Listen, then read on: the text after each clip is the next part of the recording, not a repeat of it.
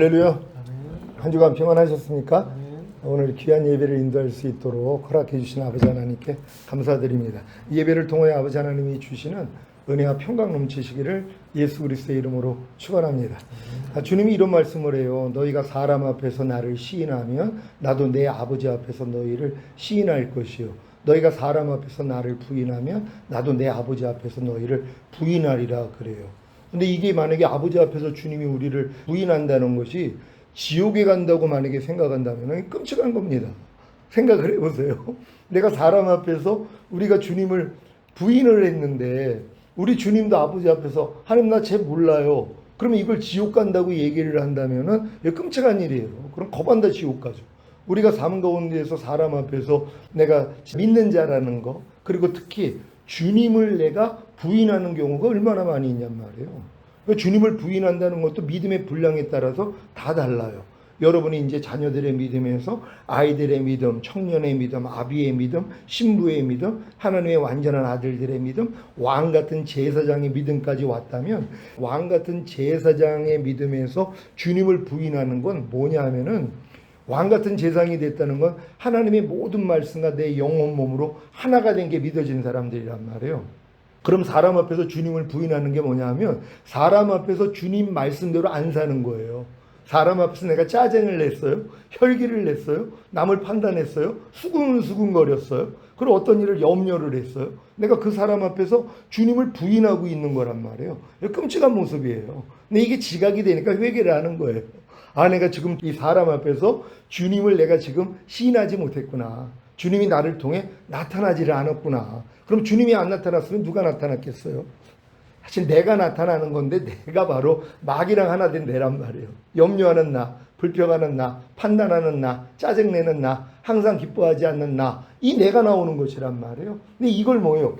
사람 앞에서 주님을 부인하고 있는 거란 말이에요. 그러니까 여러분들이 지금 믿음의 분량에 맞춰서 내가 혹시 사람 앞에서 주님을 부인하지는 않는가? 특히 이제 회식하는 자리가 있잖아요. 그때 주님을 부인하는 사람들이 있어요. 그러니까 회식하는 자리에 다 술을 돌리잖아요. 그럼 어떤 사람들이 크리스찬인데 눈치 보다가 이제 마셨단 말이에요. 근데 그걸 어떤 사람이 보고 야, 넌 크리스찬 아니냐? 그러는 거예요. 그럼 깜짝 놀란 거예요. 자기가 크리스찬인 걸 숨기고 있었는데 어떤 사람이 크리스찬인 걸 아는 거예요. 근데 크리스찬인데 지금 술을 먹으니까 상대가 얘기를 하는 거예요. 그러니까 민망한 거예요. 그러니까 아이 뭐 한 잔 정도는 괜찮습니다. 또 이러고 있어요. 이게 사람 앞에서 주님을 부인하는 모습들이거든요. 그러니까 이런 모습들을 우리가 발견을 하고 주님 앞에 나가서 죄를 자백해야 되는 거예요. 우리가 대화 나눌 때도 주님을 부인할 때가 얼마나 많은지 몰라요. 왜? 우리가 크리스찬들끼리도 교제를 하다가 어떤 일을 지금 염려하고 불평하고 또 한 편을 들고 다른 편을 반대하는 거. 이거 성경에 교만이라고 나와 있어요. 많은 분들이 이거 모르죠. 왜냐면 저도 지난주에 이 말씀을 보다가 그것도 한글 킹 제임스로 보다가 깜짝 놀란 거예요. 이 편을 들고 다른 편을 반대하는 게 교만이라는 거예요.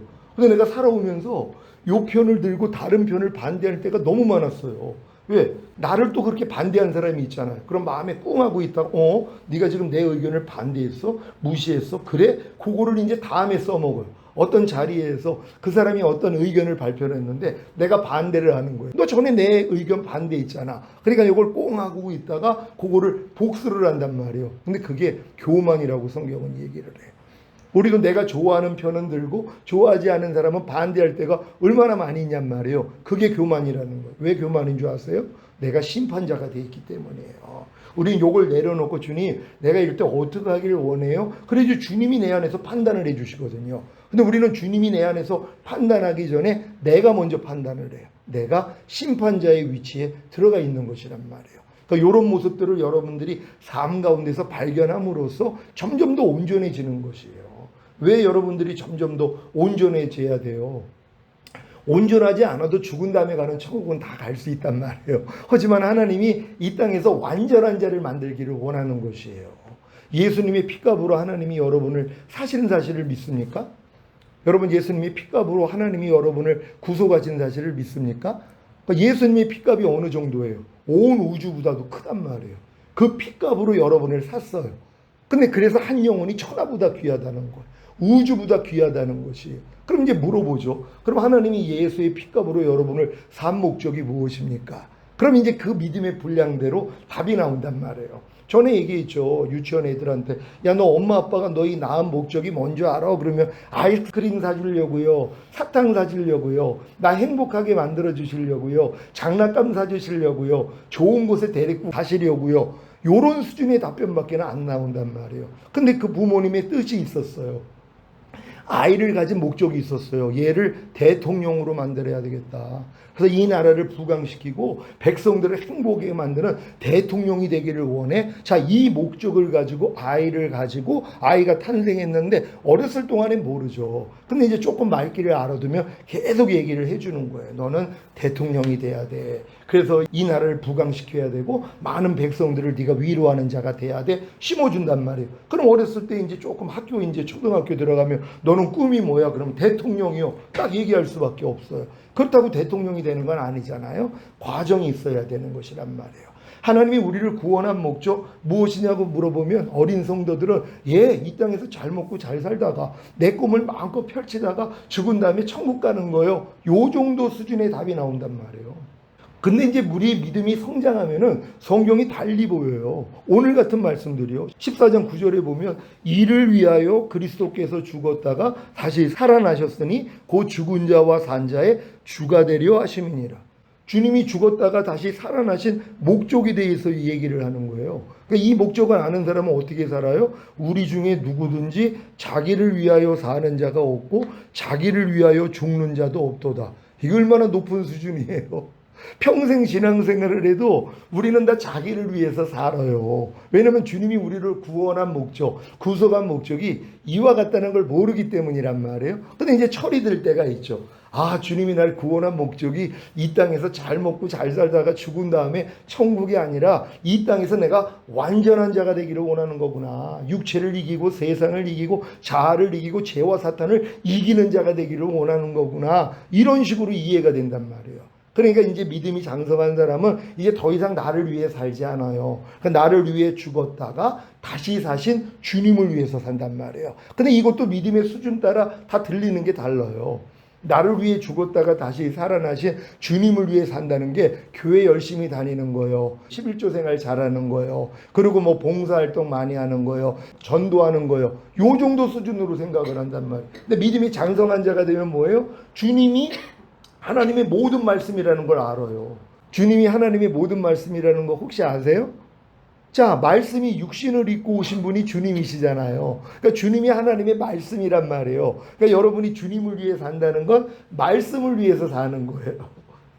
그 말씀을 위해서. 그럼 항상 기뻐하라는 말씀을 위해서 지금 살고 있어야 되죠. 염려하지 말라. 불평하지 말라. 오리뺨 맞으면 왼뺨을 돌려라. 억지로 오리를 가자는 자에게 심리까지 동행해 줘라. 너희가 모든 일을 원망과 시비가 없이 하라. 이 말씀을 위해서 사는 거예요.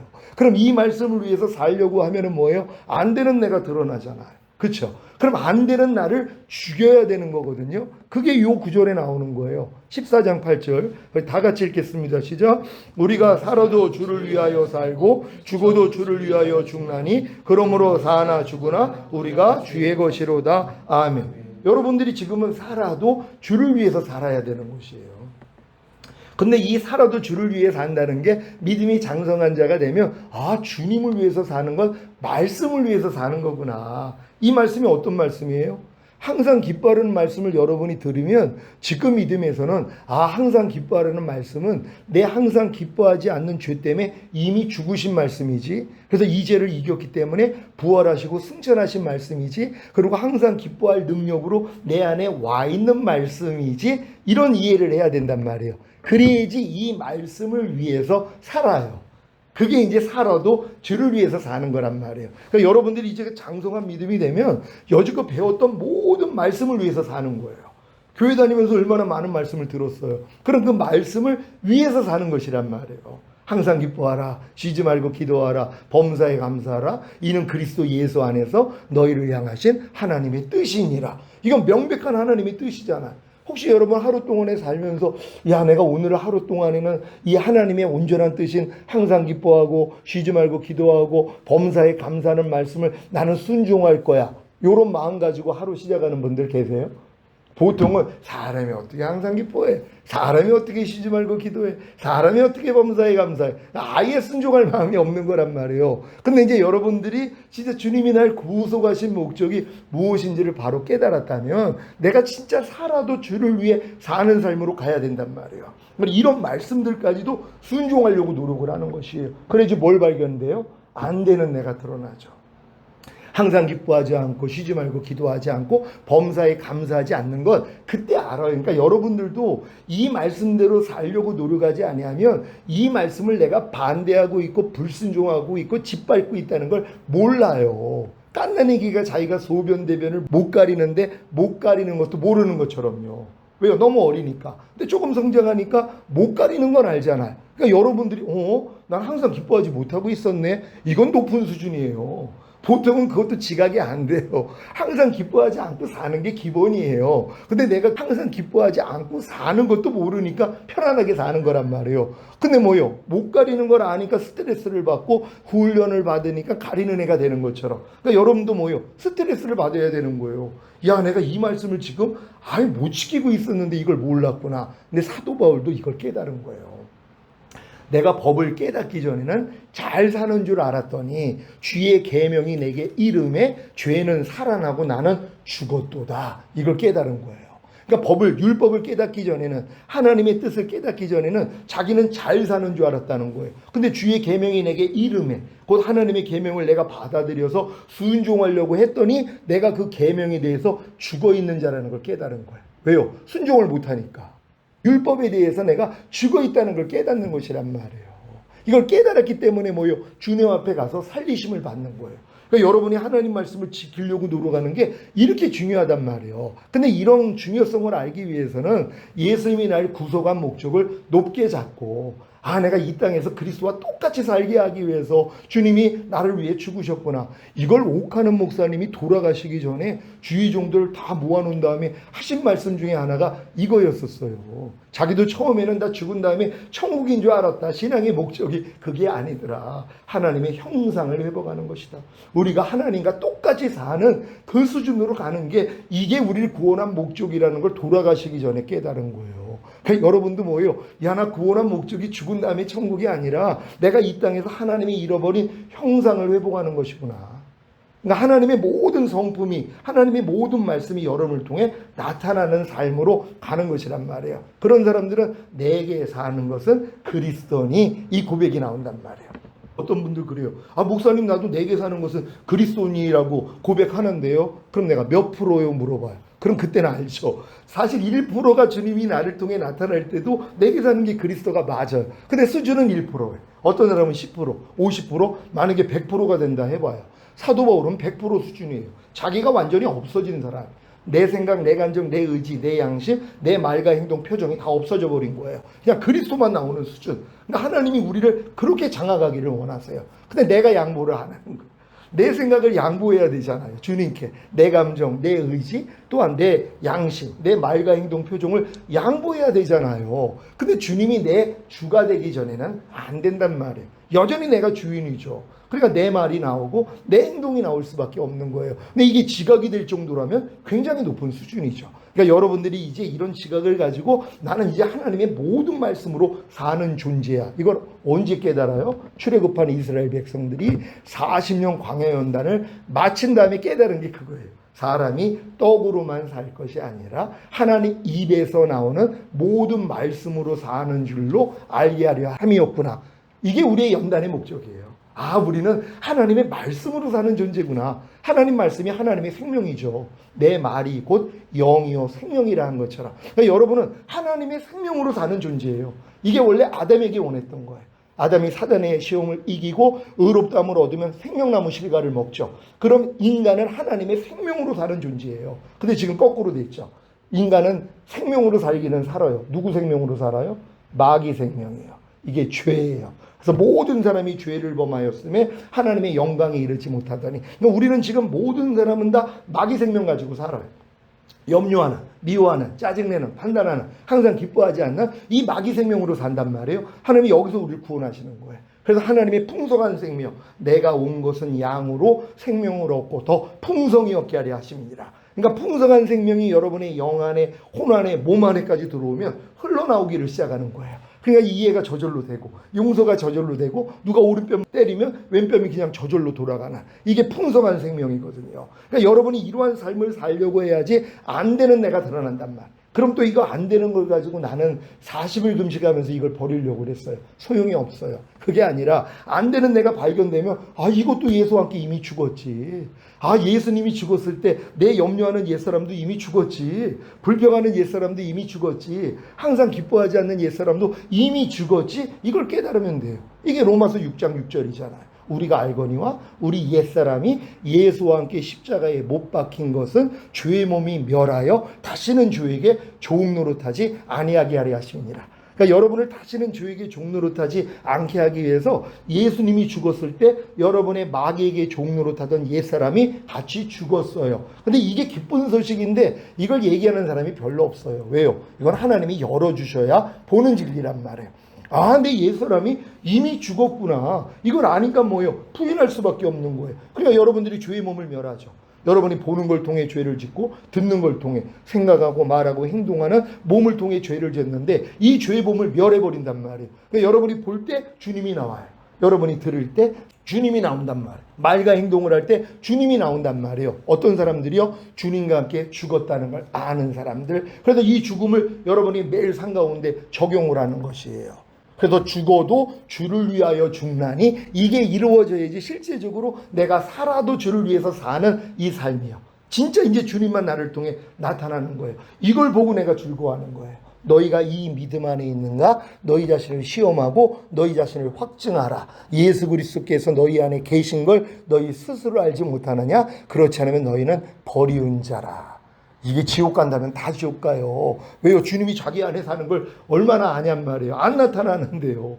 염려하지 말라는 주님도 안 나타나요. 하루 동안에 불평하지 말라는 주님도, 미워하지 말라는, 용서하라는 이 주님도 별로 안 나타난단 말이에요. 너희가 형제의 과실을 용서하며 너희 천부께서도 너희 과실을 용서하려니와 너희가 형제의 과실을 용서하지 아니하며 너희 아버지께서도 너희 과실을 용서하지 않는다. 이런 말씀들이 내 안에서 안 나타난단 말이에요. 근데 여러분들이 이 믿음 안에 들어오면은 뭐예요? 이제 나타나기를 시작하는 것이에요. 이게 나타나지 않는다고 주님이 버리운 자 된다고 지옥 보내는 건 아니에요. 근데 뭐예요? 다시 오시는 주님은 못 봐요. 왜? 주님은 이기는 자를 데리러 오시기 때문에. 그래서 여러분들이 이제 주님 오실 때 첫 열매로 올라가면 밑에는 7년 대환란이에요. 이제 중동 5차전으로 곧 번지면 이거 3차 대전으로 가요. 이게 요한계시록에 나와 있는 얘기예요. 그래서 우리는 더 경계를 해야 되는 것이란 말이에요. 이번 레바논에서 뭐 삐삐가 터지고 무전기가 막 터져서 사람 죽는 거 뉴스 봤죠? 이게 옛날 영화에나 나왔던 거예요. 이게 실제적으로 핸드폰 안에 있는 12만원 개 터진다고 해봐요.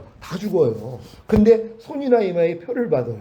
이거 없이는 매매를 못해요. 그러니까 사람들을 이걸 통해서 다 죽일 수 있는 이런 시스템으로 다 가요. 그러니까 모든 사람이 적그리스도에게 순종할 수밖에 없는 이런 시스템으로 가는 게 현대란 말이에요. 그럼 뭐예요? 깨어 있어야죠. 언제 주님이 오실 줄 모르니까. 또 나이가 씨는 모른다 그랬잖아요. 그럼 지금 오실 수도 있어요. 그럼 우리는 항상 깨어서 이런 삶을 살고 있으면 되는 거예요. 그럼 여러분들이 살아도 주를 위해 살고 죽어도 주를 위해서 죽는 삶만 하루 동안에 살고 있다면 주님이 어느 때 오셔도 걱정할 일이 없어요. 걱정 없는 여러분 되시기를 예수 그리스도의 이름으로 축원합니다.